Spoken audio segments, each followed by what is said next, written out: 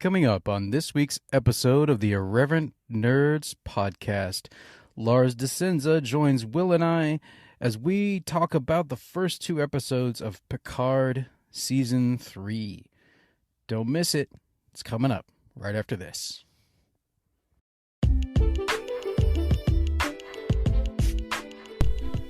I'm Richard. And I'm Will. And together we're The Irreverent Nerds. Bum, bum, bum.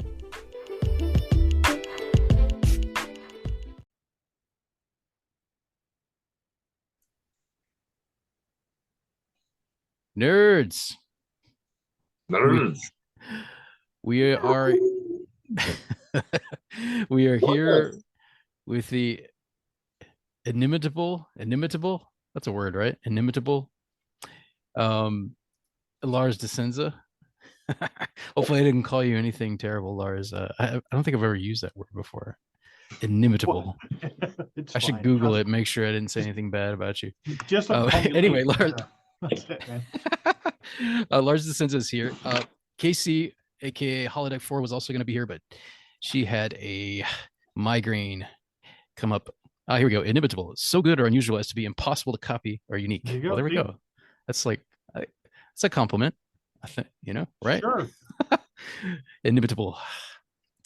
I have a migraine. Can I buy out? Oh, you do? No, I don't. Oh, okay. I was going to say.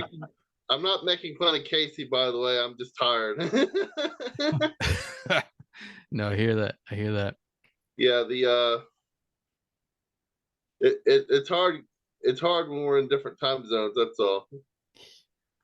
It must be hard for you fellas living in the future.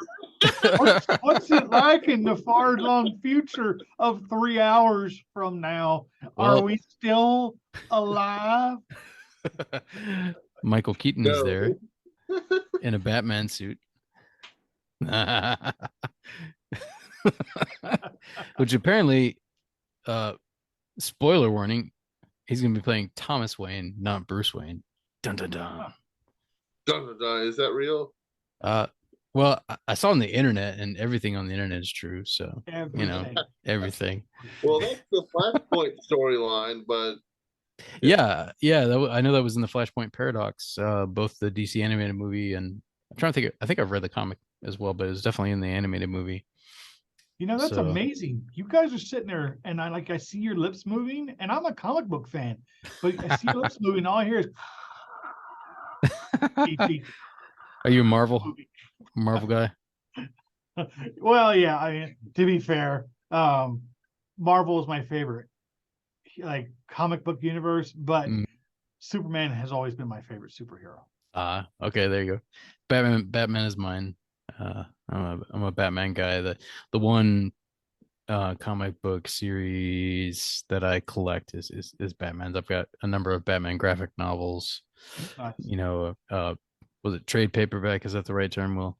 That I've collected over the years, but I haven't done too much other. I do have a couple of Star Trek trade paperbacks though, actually from IDW Publishing. So I have one sitting on my bookshelf at home that was actually autographed by the person who wrote it. By the author of the comic, not by the person who actually drew it or anything. But hey, who cares? Nice. Yeah, I imagine that. I imagine that is one benefit of living in the City of Angels, is that you're closer to the San Diego Comic-Con. Do you ever make it down to the San Diego Comic-Con? Thankfully, no. Oh, really? I'm sure they have one up in Los Angeles, though, right? They do. They do have LA Comic-Con. That's usually in like October, November. I have been to that, and I'll tell you what, I figured out the best way to go, and that is to go as press, because you pay to get in. Nice. There you go. That's true. If you're a podcast, hey, Will. Yeah. There's the thought. Maybe we can start doing that. Like, we have the big one over here is Heroes Con down in Charlotte, and when is that coming up again, or do we miss it? It's June. Okay. Around Father's Day. That's right. I didn't make it last year. I forget why, but yeah, this year we need to be down there and represent. Have like I'm planning to have business cards for the podcast. Like I've already Cool. got an idea of Cool. what I want to do with it, and we'll just like handing those out like candy. Yep. We need to have some kind of drawing and stuff too, like a prize or something. Get some traction for the podcast. Oh yeah, man. Yeah, you gotta go out there and hawk your wares, man. Khajiit has wares if you have coin. Yeah. Oh man, You have to go out there, do the Star Trek thing, represent, that's right. throw your gang sign. People are like, what are you throwing gang signs for, man? It's like I'm Jewish. Ah, nice. No, that's a deep Star Trek reference. You got to be a Leonard Nimoy fan, I think, to get that one. Maybe it's not that deep, I but get like, that one. it's more behind the scenes Star Trek reference.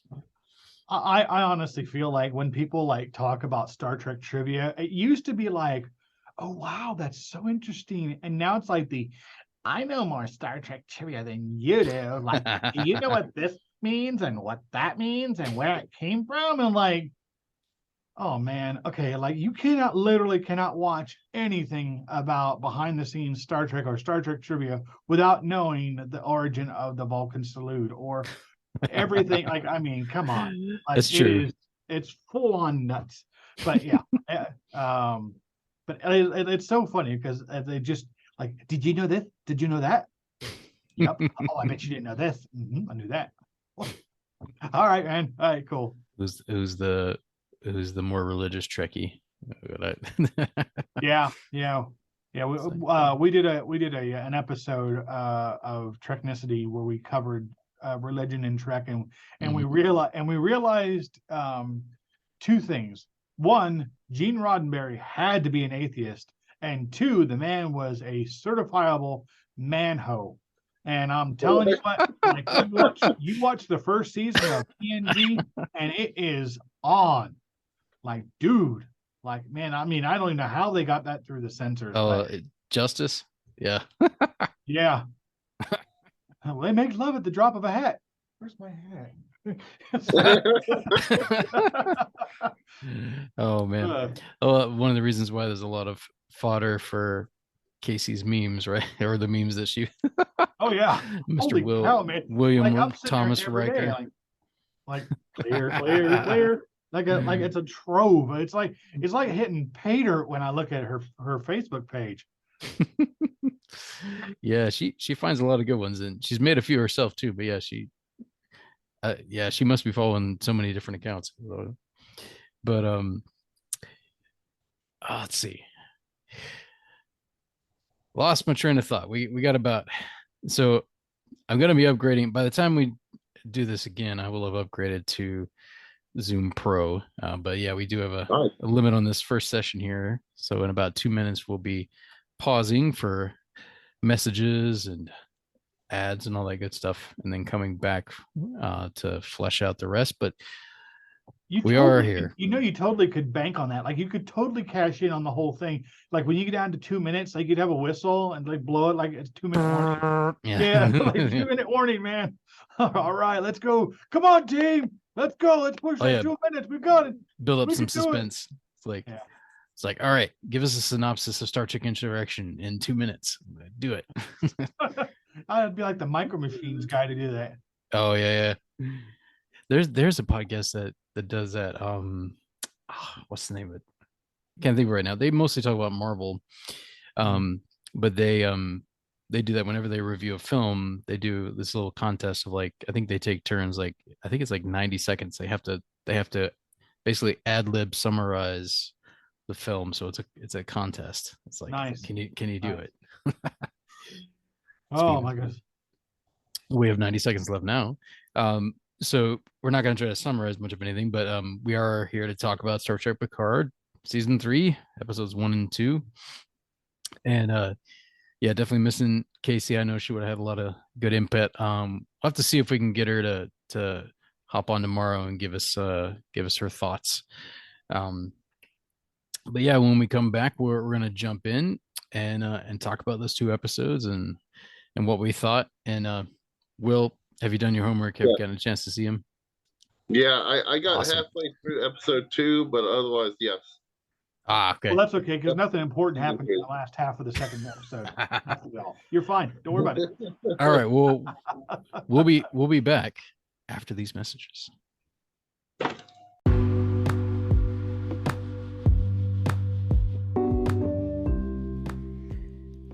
Hey nerds, Richard here, asking you to consider supporting this podcast. If you go to our website, anchor.fm/irreverent nerd, right there on the top of the page is a support button. Click on that, and then you can select the level at which you would like to support us. You can do 99 cents a month, $4.99 a month, or even $9.99 a month. And as I've said before, if you agree to do $9.99 a month, we'll come to your house and give you a hug and a kiss. No, not really. Just kidding. But you will definitely receive our gratitude. So take a minute today to go on there and let us know that you love us, because, you know, we're desperate for that. So just let us know. Thanks, nerds. Now back to our regularly scheduled program.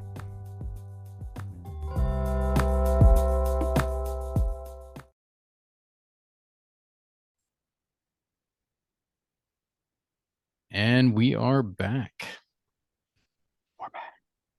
So let's jump right in to talking about Picard's season 3, episodes 1 and 2.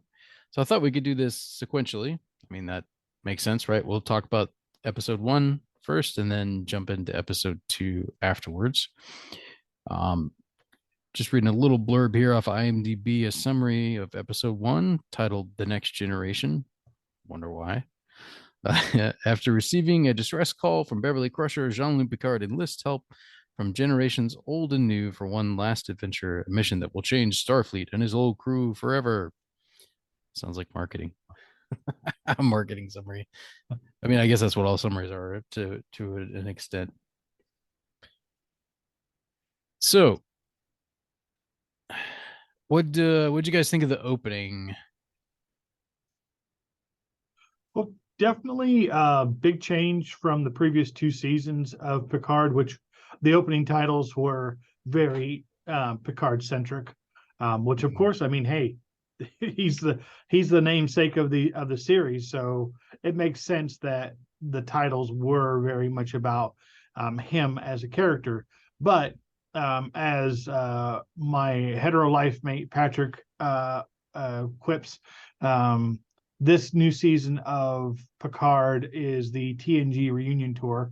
So they had to make it a way to, I guess, do service to everybody who was going to be there. And the best way to do that was to bring in the TNG score and to, kind of give a nod to the nostalgia of people who are fans of the TNG series and movies.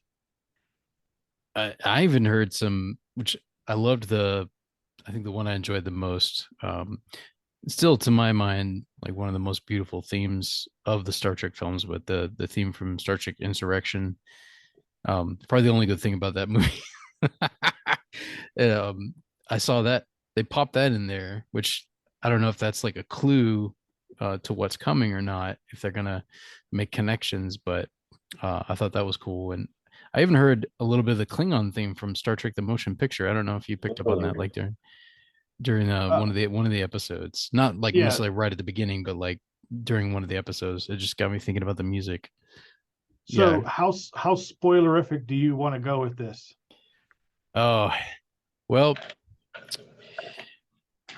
this is gonna be a little different. Like normally, if we do a movie review, we've been trying to do a spoiler-free review up front and then jump in. But I'm like, not exactly sure how we'll do that with this. Like, because this is different. This is 2 episodes of a TV series. Yeah, let's just jump right in with spoilers. Let's do it. Yeah, like, and obviously, if you haven't seen the first 2 seasons, like, why are you even listening to this? You know, you're gonna get spoiled. So it's like, yeah, let's jump right in. No, spoil away, sir. Well, the thing is, with seasons 1 and 2, they were very interconnected. I mean, you had a set of characters that largely appeared in both of them. But with season 3, only a couple are back. And that means that we knew they were going to kind of grab the ship's wheel and spin it. So we knew that the whole thing was going to kind of go in a different direction.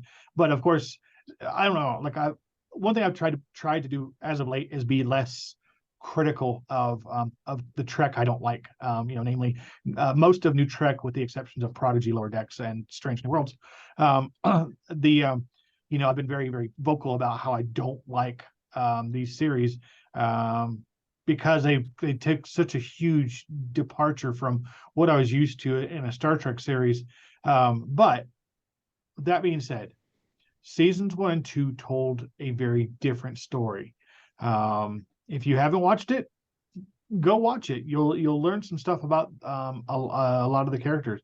But if you want pure, unadulterated fan service where they're going to go opening Pandora's box and let it all out, stay watching season 3, because it has been basically they just opened the box up and went like that and just pour it all out, just whatever, man. Find every reference you can, make it linked everywhere you can, and just go hog wild, because we know that this is going to be the last time we see Sir Patrick Stewart portray the Picard on the small screen or big screen. Yeah, and he's getting up there too. He's what, 84 now? 80, 83? I know he's right up in there. Mm-hmm. And so yeah, like for him, as I imagine he's ready to hang it up after like this is. So I'm hoping they do justice to that. One thing I will say is that if you like Star Trek 2 and you like Star Trek 3 and you like Star Trek 6, you're gonna like the first 2 episodes, because we didn't put it on the screen, but I had Patrick in the last episode hitting a ding and a bell every time there was a reference or a callback to some other series or movie.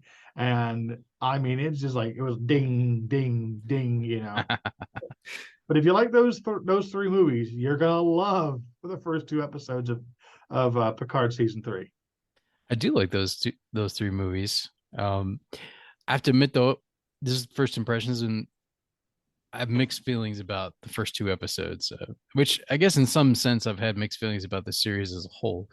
But without giving too much away about my thoughts at this point, I do have some mixed feelings at this point about the first 2. But as a fan of TNG, obviously I love seeing my favorite characters up there.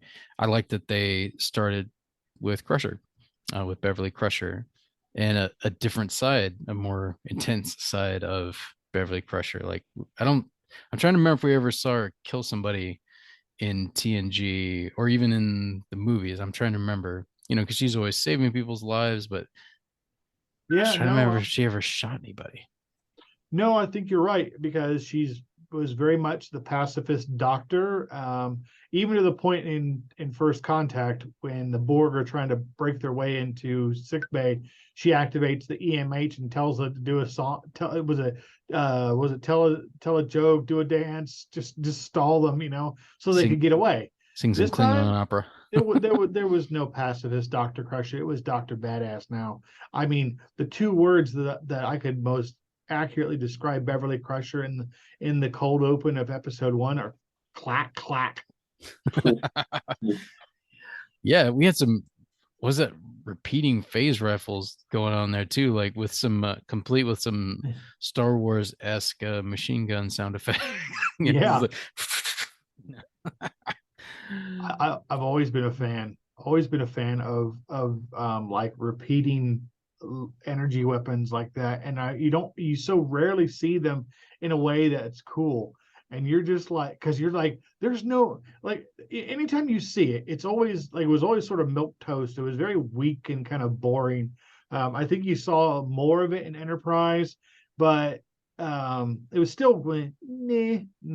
This time, I mean, like somebody's being stitched from the breakfast, it's like, if you get in the way, it's no wonder she got shot twice. Yeah. She got shot twice. Yeah. I will say though, like, I mean, she did get hit. But the part where she probably should have gotten hit, where she's like literally running in front of the energy Yeah. weapon, they miss somehow. Somehow. Okay, so they're stormtroopers. Got it. Yeah. Another, like when Han Solo is running away, it's like Yeah. somehow they're all missing him, and he just turns around like. But no, that was a pretty cool fight scene though, and I liked seeing her in action. Um, I do think that intensity, we did see that from her. Not definitely not in every episode. I wonder if Gates McFadden even had to fight for that a bit, because in a lot of episodes in TNG, I feel like she's like very nurturing, very like. I mean, she's a doctor, but a female doctor as well. So I don't know how much of that was her choice, how much of that was directing and writing. But you didn't. But there were some episodes where you saw like um Crusader Beverly, where she's like fighting for something she really believes in, fighting for people's lives to be protected. Like you saw the intensity in there. So I didn't find it too unbelievable that she had gotten involved in I don't know what you call it, black market medicine, like maybe for lack Yeah. of a better term. Well, again, one thing we've seen in the entire Picard series, I think, is that we saw the somewhat polished yet still underbelly grimy view of the future with TNG. Like, I mean, basically with TNG, they did the same thing that they did the original series, and that was they used narrative to put forth their social agenda. I mean, right now, my wife and I are currently going through the TNG series, and we're like sort of mid third season, and there's the episode where Crusher gets kidnapped by the people who are fighting for their independence. And I'm like, where have we seen this before? And again, it's all social commentary, because it was the early 90s. It was like 1990, 91. And we're sort of like at this point where like, what else was going on around that time? Oh yeah, the Troubles in Ireland. And of course, again, using creative narrative to tell a social, or to make a social point. And that's exactly what they've done all along. So even as they've gone through with like Picard season 1 and season 2, when Seven of Nine comes back, I mean, initially she is a Fenris Ranger, and they are basically vigilantes. So the good people doing bad things for good reasons. And that's exactly the same tack they've taken with Beverly now. She's a good person doing bad things for good reasons. What you will, how'd you feel about the opening and how they portrayed Beverly's character? I don't know. Well, like you said, it's definitely surprising, but I also haven't seen The Next Generation in a long time. But my memories of her, she's like y'all said, more nurturing. But it's really exciting opening. Definitely not sure who our mystery assailants are. That's definitely new. I don't recall seeing any characters looking like that before. I guess my attention was more on the mystery there.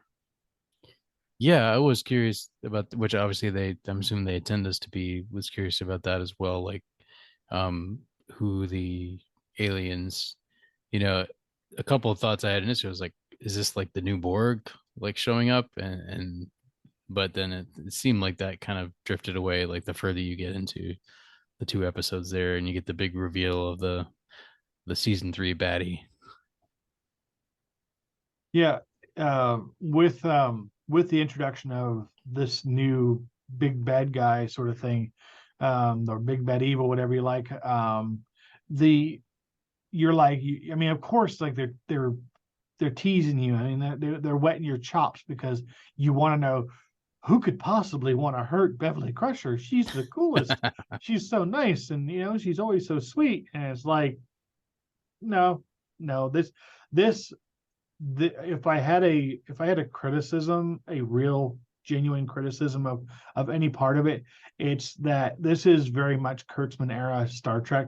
So what we are seeing is we're seeing the gritty side of Star Trek. They're taking our neat polished characters that we've come to love over the last 30 some odd years, and they're rubbing them in the dirt to make them gritty and make them edgy. And because that's what people who are our age now, who are our age now as we were back then watching TNG, we wanted to see something different than the original series. We wanted to see more realistic situations. We wanted to see characters we could more identify with as who we were at the time. That's how it is now. I mean, it's just by virtue they're trying to bridge those two things. They're trying to tap into the nostalgia of TNG fans from the 80s and 90s and mixing it with fans of New Trek who like that darker, grittier, edgier side of the franchise.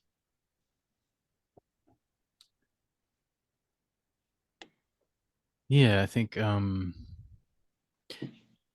you do see some of that. Like they started to go that direction a bit with the TNG films, I feel like, particularly when you get to Nemesis. Like Nemesis kind of went in a very different direction.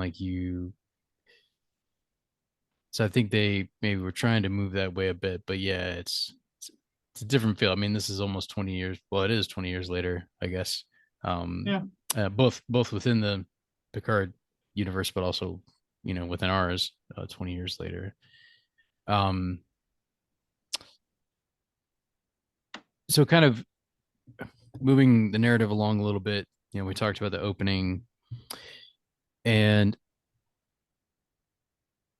Crusher obviously gets in trouble. She's critically injured, and then she sends a message to Picard through his really old communicator. Like the impression is that it would have been about the model that he wore around the time of Nemesis.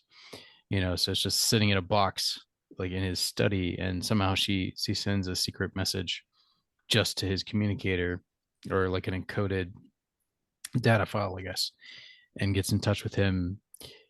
And he then goes and meets up with Will Riker. Here's where I had some issues with the first episode myself, of like how Will and Picard get out there to where Beverly has last been, at least where the message was sent from. How did you guys feel about kind of the Titan storyline and like how they got out there? How'd you all feel about that? I'll let you go, Will. I talk a lot when I get on these shows. That's okay. You know more than I do, but I'm going to say blatant fan service. Get them back on the ship. Not the original ship, the Titan, but you know what I mean. Yeah. Well, and I mean, okay, you're right. I mean, look, there's so many callbacks to different series and movies in that entire storyline, because you look at the Neo Constitution class. It is basically a marriage of Kirk's era design with more TNG based elements, or more 25th century elements. And even when they're in space dock and they're going out of space dock, you hear hints of the Star Trek 2 and Star Trek 3 music's playing, things playing when they're doing that. A lot of that, again, a lot of this is very much a callback to those movies.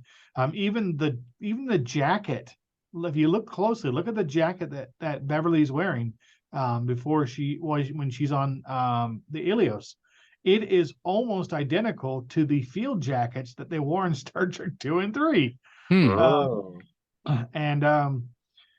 There's just so many different again attempts to whip up and stir up that nostalgia. And don't get me wrong, I mean, it's cool, but it does make a little bit of a convoluted story. I mean, these two guys, I mean, okay, let's be bluntly honest. Liam Shaw is an asshat. He's a competent officer, but he's an asshat.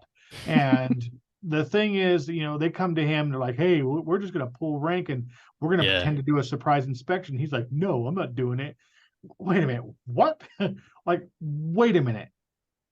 Excuse me, sir, Admiral. See there? Admiral. I don't care if he's retired. The dude has gravitas. You don't sit there and you don't crap all over the previous captain of the Titan. You don't call his music bebop. You don't disparage Chateau Picard by saying you're a Malbec man, personally. I mean, look, it is obvious. It is absolutely obvious that they wrote the character of Shaw as a foil, as somebody who you could hate almost as much as the big bad evil. Because you're just like, oh my goodness, how could this guy not do what the heroes need to do? They need to get to the system. They need to get there and do this. Like, come on, man. They did.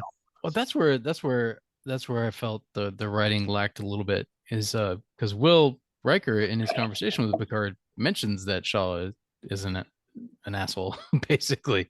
I'm like, okay, well then why are you going to this guy and trying to fool him? Why not go another route?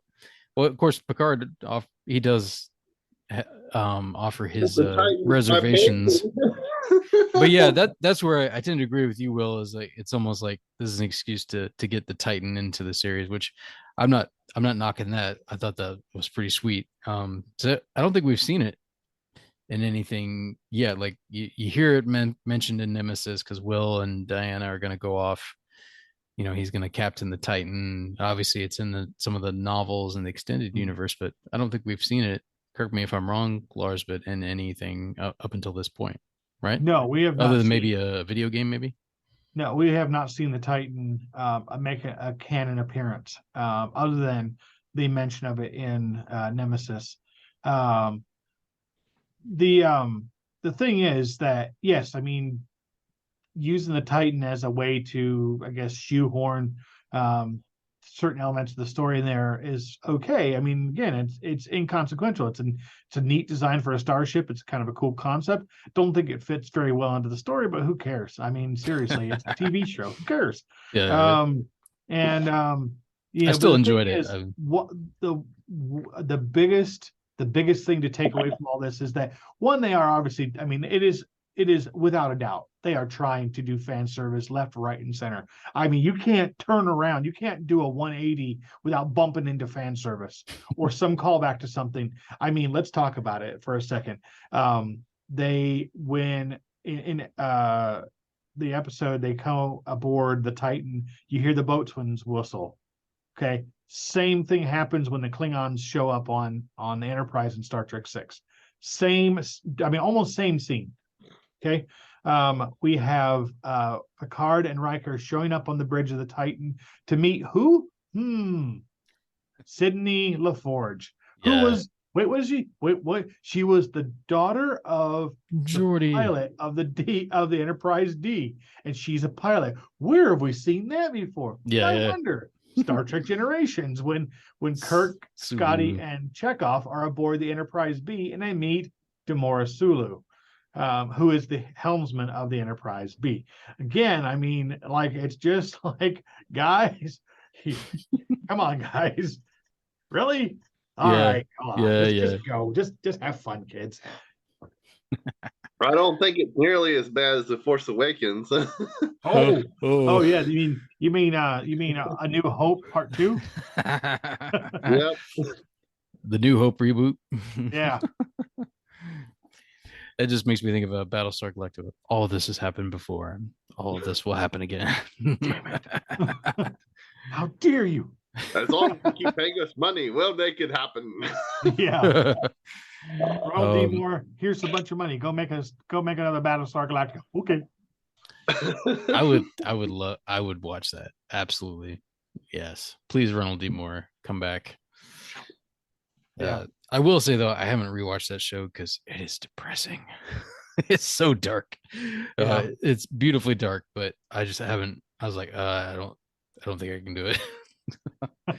But it's so well done, so well done. Anyway, shout out to Ronald D. Moore. Um, yeah.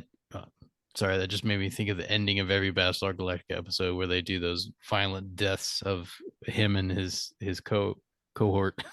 Oh yeah. It's like a new animation every episode. It's Yeah. pretty good. Let's see. So I guess we'll get in a bit. I'm trying to remember the big reveal. I think doesn't happen until episode 2, right? Like they. Correct. The end of episode 2, where I said nothing really bad happened or nothing Yeah. of consequence happens in the last half of the second Yeah. episode. Completely. It's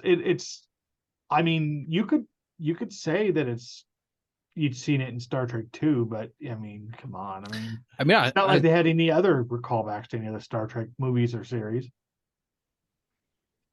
So, but he does. like I know that it's easy to get all over the place and talk about a lot of different aspects of how you feel about these episodes and whatnot. But it is worth noting that at least they're treating the franchise with kid gloves, and that is noticeable. Yeah, I think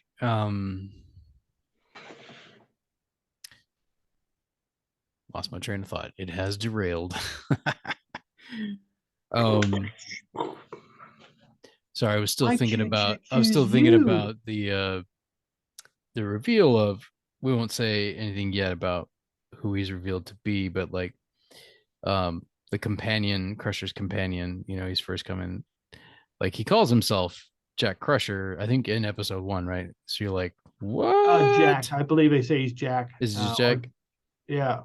I'm not, and he does reveal at the end of the first episode that he is Beverly Crusher's son. So you assume Jack Crusher, and of course that is reaffirmed in episode 2, because in episode 2, as you know, we meet the big bad in the flesh.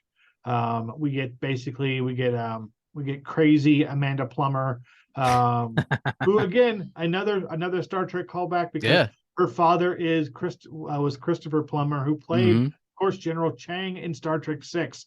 Yeah, I was I went back and looked to see. I was like, I figured she had probably like had a guest role or something at some point. You know how they love to bring people back in Star Trek, but I couldn't find one. But then no, it's the first for her. Although most people do associate her with Pulp Fiction. She played the role of Honey Bunny. So. Honey Bunny. Oh man. So I'm trying to place her. She's the short-haired blonde who at the beginning of the movie they basically hold up the restaurant, and I won't say the line, but it's because it's full of expletives. And then of course she does it again towards the end of the movie when they revisit the scene from another angle. Okay, that's her. So that's where that's where a lot of people recognize her from. So the cool thing is, I know that when they bring her into this, they were going to bring somebody delightfully unhinged, and of course that's exactly what they got.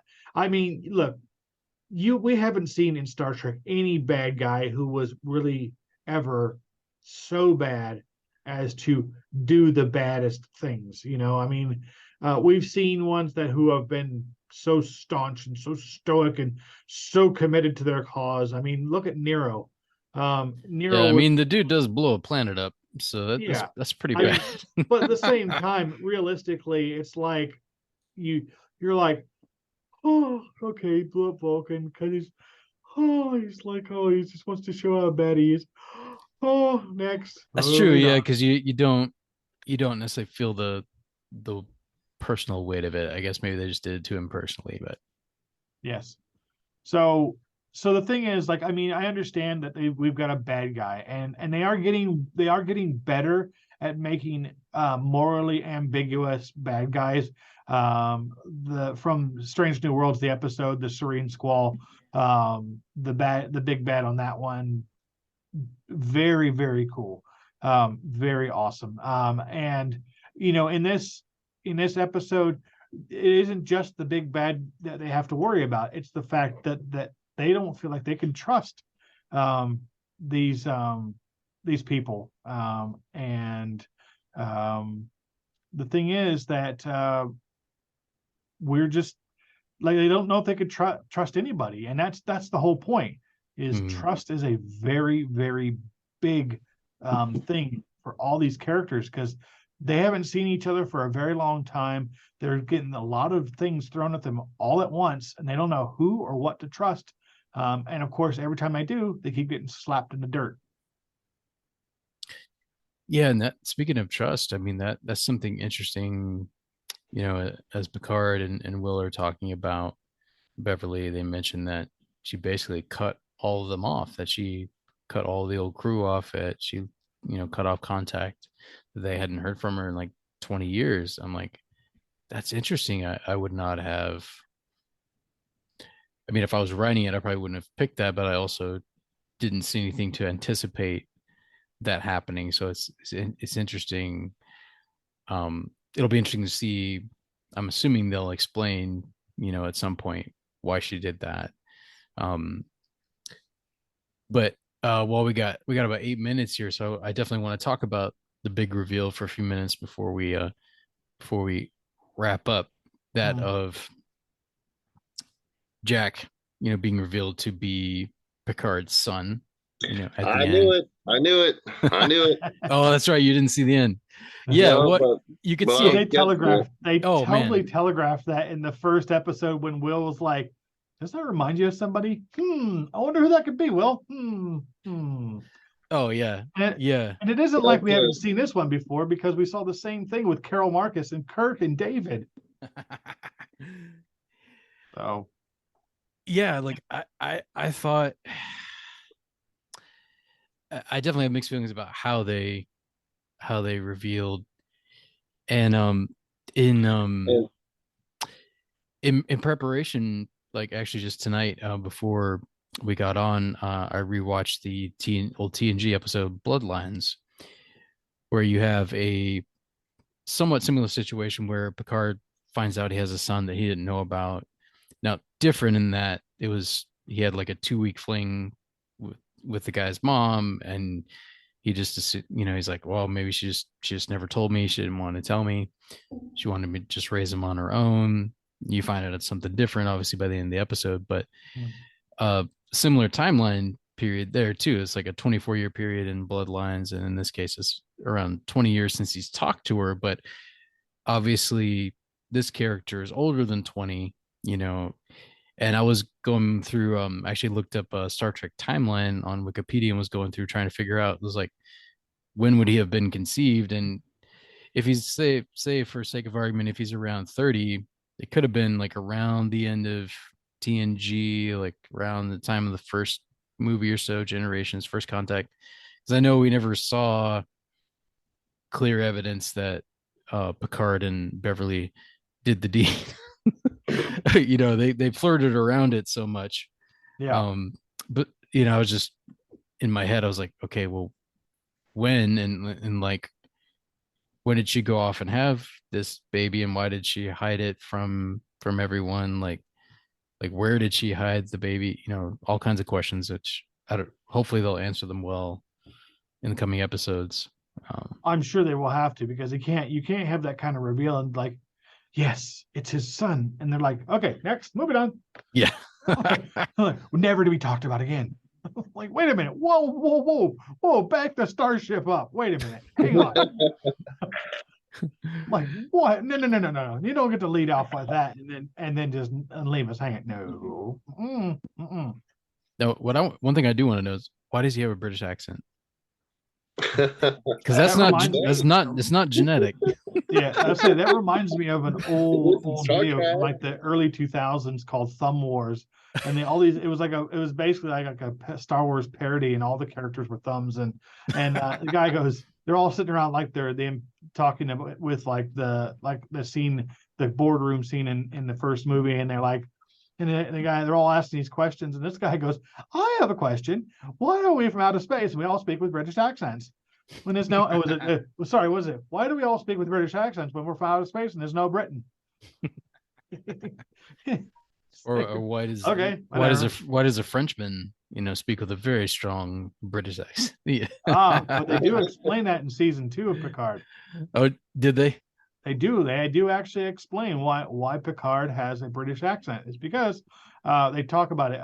They say during World War II, Chateau Picard was taken over by the Nazis, so the Picards of the time fled to Britain, and they stayed there for several generations until later on when they could go back and reclaim Chateau Picard. So, so a lot of the people, a lot of the descendants still spoke with British accents.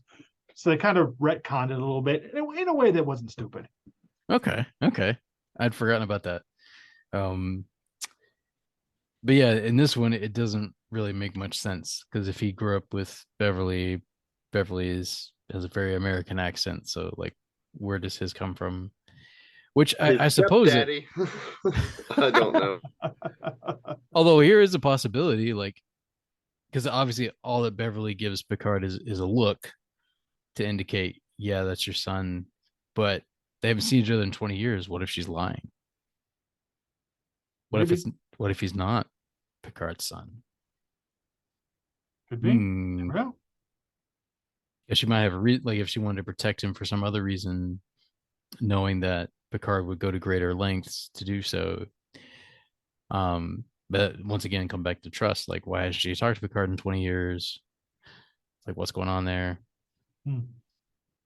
I guess we shall see. And what happened to now? I will say I was disappointed. Like, my dad and my sister, who three of us like watching Star Trek together. Oh, we lost Will.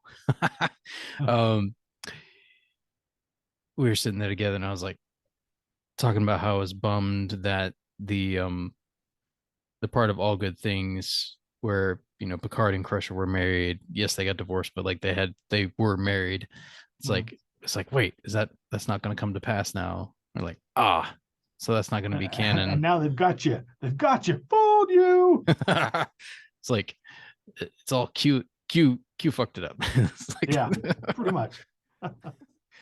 I mean, I know it was kind of left open as to whether that was like real timeline or not, even back then, but I was kind of hoping that it was canon. But it seems like they're definitely throwing that out, unless they get married during season 3.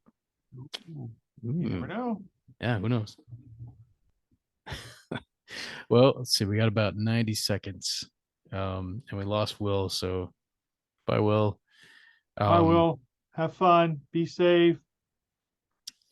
So yeah, like we'll have to have you back on, Lars, when the season finishes up, and maybe your co-host as well. Maybe we can even do a crossover or something cool like that. It'd be fun. Never know. Yeah, and talk about how it all ended and whether they did it justice. Yeah, and see if I got a vein bulging on my forehead. Yeah, they better not butcher it the way Lost got butchered. That's all I have to say. Oh my goodness. Yeah. Don't get me started. All right. Well, thanks for coming on, Lars. And yeah, and Casey, sorry we missed you. If you're listening to this, migraines suck, so we hope you feel better soon. And Will, you need to buy a new computer. Thank you very much for having me on. I really appreciate it. It's always good talking to you guys. You too, Lars. Have a good one. Live long and prosper.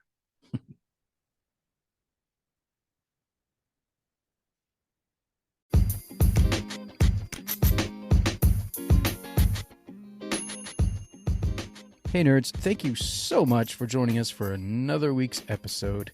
And thank you to Lars DeSenza for coming on to talk about Star Trek once again. By the way, check out his work He is a co-host of the Treknicity podcast. He's the primary producer of said podcast as well.